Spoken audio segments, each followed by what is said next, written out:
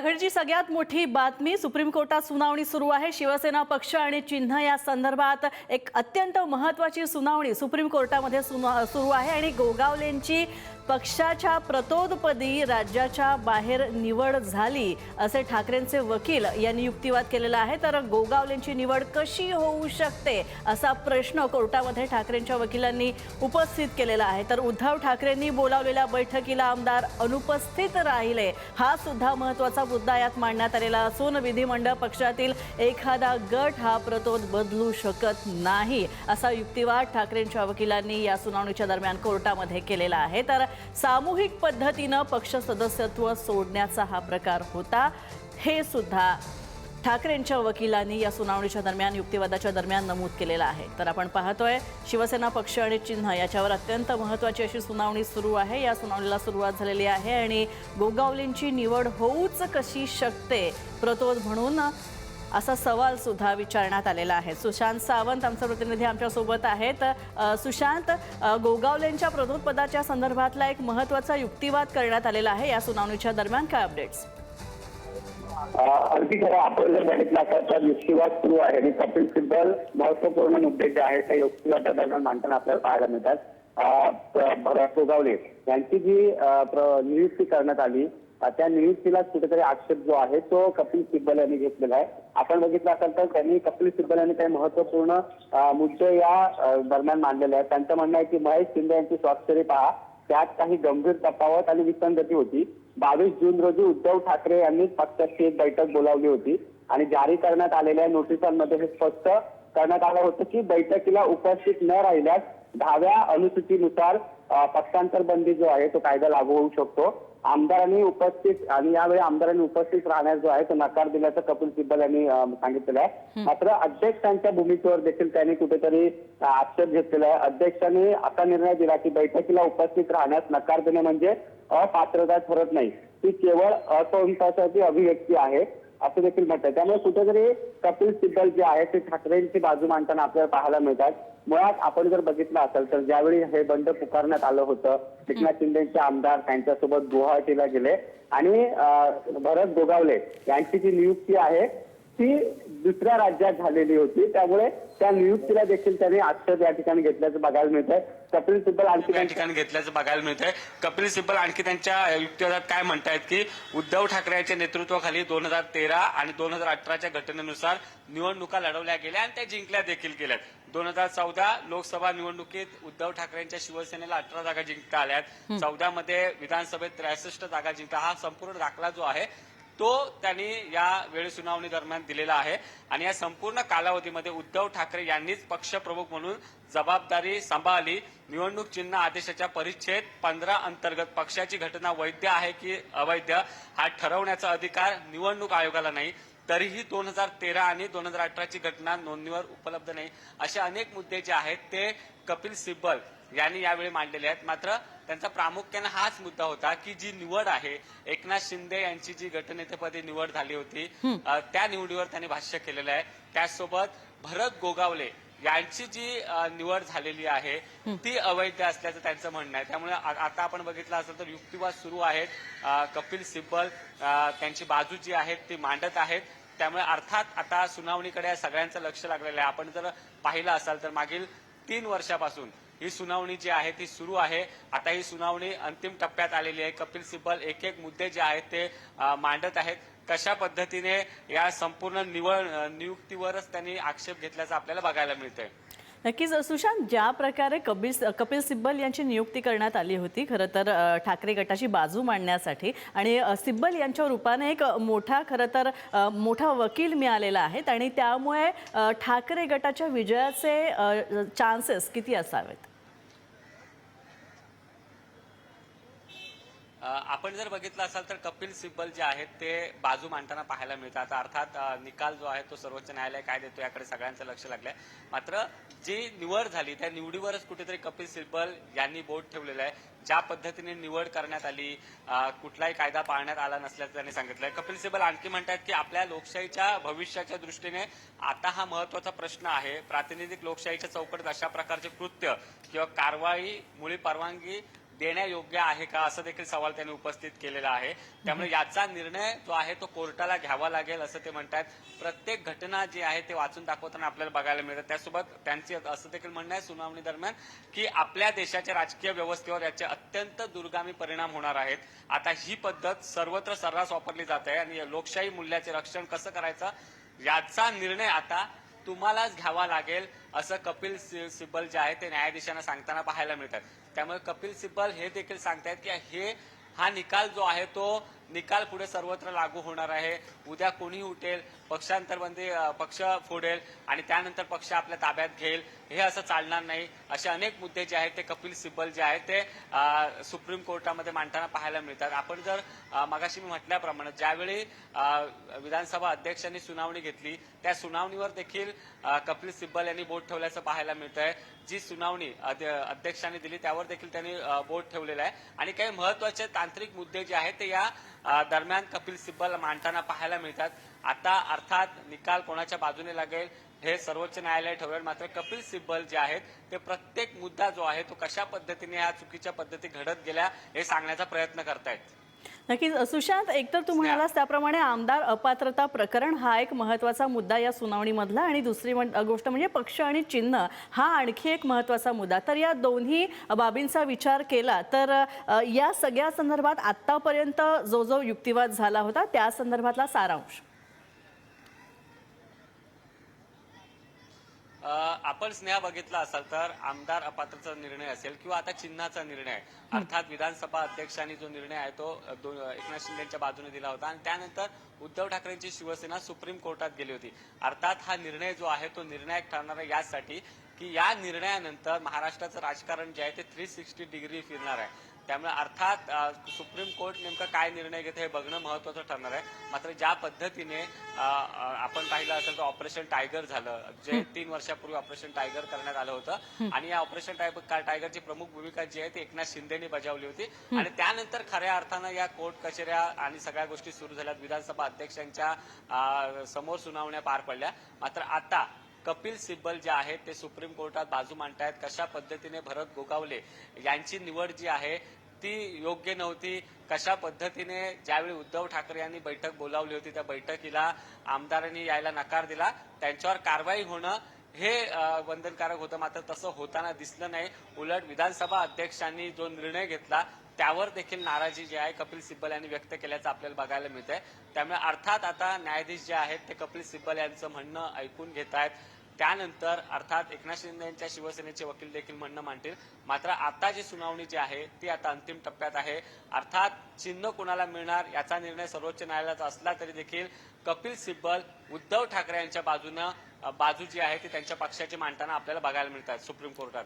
नक्कीच सुशांत, या संदर्भात जे आमदार अपात्रता प्रकरण आहे तर या सगळ्या संदर्भात जेव्हा ही फूट पडल्याचं निदर्शनास आलं होतं तेव्हा महाराष्ट्र विधानसभा अध्यक्षांनी सुद्धा नकार दिला होता आमदारांना अपात्र ठरवण्यासंदर्भात. तर या संदर्भात सुद्धा एक मोठा मुद्दा ठाकरे गटांचे वकील म्हणून कपिल सिब्बल मांडतात. याविषयी थोडंसं सांगाल. अगदी खरंय स्नेहा, आपण बघितलं असाल तर हे प्रकरण अर्थात आता सुप्रीम कोर्टात आहे. मात्र याची आमदार अपात्रतेचा निर्णय जो आहे तो विधिमंडळात पार पडला. ज्यावेळी ठाकरेंचे वकील बाजू मांडत होते त्यावेळी त्यांचं म्हणणं होतं की आमदार हे अपात्र का होऊ नयेत, कारण यांनी पक्षाची एकतर शिस्त मोडलेली आहे. उद्धव ठाकरे हे राज्याचे प्रमुख होते आणि पक्षप्रमुख असताना देखील ज्या घटना आहेत त्या घटना कुठेतरी बदलण्याचा प्रयत्न जो आहे तो करण्यात आला असा आरोप त्यावेळी देखील विधिमंडळात झाला होता. मात्र आपण बघितलं असाल तर जवळपास 2 महिने चाललेल्या सुनावणीमध्ये खरं तर विधानसभा अध्यक्षांनी कोणाचेही आमदार अपात्र न करण्याचा निर्णय घेतला आणि अर्थात आता चिन्ह नेमकं कुणाचं हा खरा अर्थाने हा प्रश्न महत्वाचा असणार आहे आणि त्या संदर्भातच कपिल सिब्बल सगळ्या बाजू मांडतायत. विधानसभेत नेमकं सुनावणी दरम्यान काय झालं हे देखील सांगण्याचा कपिल सिब्बल यांचा प्रयत्न आहे. मात्र हे सांगत असताना कपिल सिब्बल सातत्याने कोर्टात सांगतायत की कशा पद्धतीने नियुक्ती जी आहे ती चुकीच्या पद्धतीने नियुक्ती करण्यात आली. मग ते भरत गोगावले यांची नियुक्ती असेल किंवा एकनाथ शिंदे यांची गटनेतेपदी करण्यात आलेली नियुक्ती ही कशी चुकीची आहे, ही कशी घटनेला धरून नाही, हे वारंवार सांगण्याचा प्रयत्न कपिल सिब्बल आता करताना आपल्याला बघायला मिळत आहेत. स्नेहा. सुशांत, तेव्हा जेव्हा गुवाहाटी नाट्य झालं होतं आणि नंतर सरकार निर्मिती झाली होती आणि तेव्हा सुद्धा जेव्हा पक्षामध्ये फूट पडली होती आणि गुवाहाटीला सगळेजण गेले होते तेव्हा सुद्धा अनेक घटना तज्ज्ञ म्हणत होते की हे जे काही चाललेलं आहे ते संविधानाला धरून नाहीये आणि तेव्हा खूप मोठी टीका खरं तर या सगळ्यावर झाली होती आणि त्यानंतर जे सरकार झालं होतं त्याच्यावर सुद्धा हे सरकारच खरं तर घटनाबाह्य आहे असं सुद्धा सांगण्यात आलं होतं. आणि आता आज या प्रकरणी अत्यंत महत्त्वाची सुनावणी होते पक्ष आणि चिन्हासंदर्भात. तर आता पुढे गोष्टी कशा काय होतील? अर्थात आपण बघितलं असेल, मी स्नेहा मागाशी सांगितल्याप्रमाणे जवळपास 3 वर्षापूर्वी ज्यावेळी एकनाथ शिंदे यांनी मोठं बंड पुकारलं, उद्धव ठाकरेंचे 40 आमदार ते सोबत घेऊन गुवाहाटीला गेले आणि त्यानंतर खऱ्या अर्थानं हा राजकीय पेच जो आहे तो महाराष्ट्रात निर्माण झाला होता. आणि अर्थात विधानसभा अध्यक्ष राहुल नार्वेकर यांच्या समोर आमदार अपात्रतेची सुनावणी जी आहे ती झालेली होती आणि त्यानंतर चिन्ह नेमकं कुणाचं असा प्रश्न खऱ्या अर्थानं निर्माण झाला होता आणि हे चिन्ह एकनाथ शिंदेना मिळालं. त्यानंतर खऱ्या अर्थानं आता सुप्रीम कोर्टात हे प्रकरण न्यायप्रविष्ट आहे. कपिल सिब्बल आता त्यांची बाजू मांडतायत. खरी शिवसेना कुणाची असा प्रश्न त्यावेळी देखील निर्माण झाला होता आणि आता देखील सुनावणीच्या दरम्यान कपिल सिब्बल हे बाजू मांडताना दिसत आहेत की उद्धव ठाकरे हेच पक्षाचे प्रमुख असताना या लोकांनी घटना बदलण्याचा प्रयत्न केला. मग सुभाष देसाईंचा देखील त्यांनी दाखला दिला, अनेक केसचा त्यांनी दाखल्याला दिलेला आहे. त्यामुळे कपिल सिब्बल जी बाजू मांडतायत सातत्याने ते म्हणतायत की भरत गोगावले यांची नियुक्ती जी आहे ती चुकीची होती. ज्यावेळी विधानसभा अध्यक्षांसमोर ज्यावेळी चर्चा झाली त्यावेळी त्यांनी देखील भरत गोगावले यांची बाजू घेतली होती. सुनील प्रभू यांचं देखील म्हणणं ऐकून घेतलं होतं आणि त्यानंतर निकाल दिला होता. मात्र आता त्या निकालावर देखील कपिल सिब्बल बोट ठेवताना पाहायला मिळत आहेत. उद्धव ठाकरे हेच पक्षाचे प्रमुख होते. उद्धव ठाकरेंच्या सांगण्यानुसार सुनील प्रभू यांनी त्यावेळी बैठक बोलावली होती, मात्र त्या आमदारांनी या बैठकीला यायला नकार दिला. त्यामुळे त्या आमदारांवर का कारवाई केली गेली नाही असा प्रश्न देखील कपिल सिब्बल यांनी आज उपस्थित केलेला आहे. स्नेहा. नक्कीच सुशांत, जर या प्रकरणाच्या सुनावणी ज्या न्यायपीठासमोर होते त्या न्यायपीठाची जर आपण विचार केला गेला तर अतिशय अनुभवी असे न्यायपीठ इथं समोर या सुनावणीसाठी आहे आणि या न्यायपीठासमोर ही सुनावणी होते. तर या न्यायपीठाविषयी जरा सांगाल? अगदी खरं आहे. न्यायालय ह्या दोन्ही बाजू ज्या आहेत ते जज ऐकून घेत असतात. आता कपिल सिब्बल त्यांची बाजू मांडतायत. कपिल सिब्बल नेमके मुद्दे काय मांडतायत, आता ते कशा पद्धतीने ज्या गोष्टी घडलेल्या आहेत त्या चुकीचं आहे हे दाखवण्याचा प्रयत्न करतायत. अर्थात एकनाथ शिंदेच्या शिवसेनेची देखील बाजू या ठिकाणी येणार आहे, ते देखील सांगण्याचा प्रयत्न करणार. अर्थात निर्णय जो आहे तो न्यायालय घेतील, न्यायाधीश घेतील. मात्र आपण जर बघितला असाल तर हा जो निर्णय असणार तो राज्याच्या राजकारणात महत्वपूर्ण निर्णय जो आहे तो ठरणार आहे. या निकालाचे दाखले जे आहेत ते वर्षानुवर्ष दिले जातील हेच सांगण्याचं कपिल सिब्बल जे आहे ते प्रयत्न करतात. त्यामुळे आपण निर्णय देताना योग्य पद्धतीने निर्णय द्या असं देखील कपिल सिब्बल म्हणतात आणि वारंवार कोणत्या गोष्टी चुकीच्या घडत गेल्या ते निदर्शनात आणण्याचा प्रयत्न कपिल सिब्बल करतायत. अर्थात मी मगासपासून म्हणतोय की कपिल सिब्बल हे सातत्याने सांगण्याचा प्रयत्न करतायत की भरत गोगावले यांची निवड जी आहे ती चुकीची आहे, घटनेला धरून नाही, हे सातत्याने कपिल सिब्बल सांगण्याचा प्रयत्न करतायत. ज्यावेळी विधिमंडळात देखील सुनावणी सुरू होती त्यावेळी देखील ठाकरेंच्या वकिलांकडून सातत्याने सांगण्यात येत होतं की जी भरत गोगावले यांची नियुक्ती आहे प्रतोत्पदाची ती चुकीची आहे. त्यासोबत ज्या घटना घडलेल्या आहेत, ज्या पद्धतीने गटनेतेपदी एकनाथ शिंदेची निवड करण्यात आली ती चुकीची आहे हे देखील सांगण्याचा प्रयत्न विधिमंडळात ठाकरेंच्या वकिलांनी केला होता.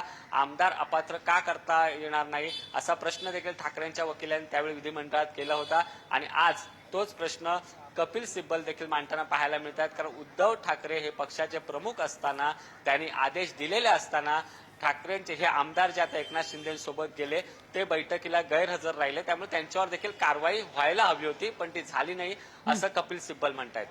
नक्कीच सुशांत, आणखी एक महत्त्वाची गोष्ट, काही दिवसांपूर्वी जेव्हा उद्धव ठाकरेंनी एका कार्यक्रमात बोलताना सुद्धा आणि आमदारांच्या बैठकीत सुद्धा विश्वास व्यक्त केला होता की आता ही जी पक्ष सुनावणी होणार आहे पक्ष आणि चिन्हावर, तर त्यात न्याय मिळेल, विजय होईल आपला, असं आपल्या बाजूने निकाल लागेल असं सुद्धा उद्धव ठाकरे एक प्रकारे म्हणत होते आणि त्यांनी या सगळ्या संदर्भात आपला विजय होईल असा विश्वास व्यक्त केला होता.